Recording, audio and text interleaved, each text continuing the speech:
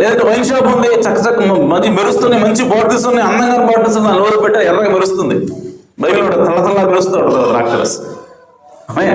So అందంగా మెరుస్తూ ఉండి వాడిని ముందు పెట్టాడు.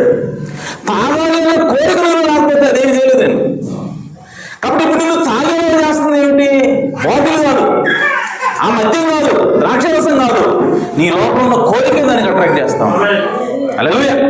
సో ఇప్పుడు ఆ కోరికను బట్టి నువ్వు ముందుకెళ్ళి తాగేవా, నువ్వు పాపం చేస్తావు. ఆ పాపం ఏమొస్తుంది? నీకు మరణం వస్తుంది. ఆమేన్.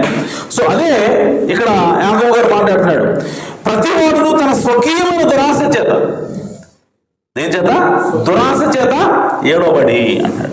ఇక్కడ దురాశ అంటే ఏంటి?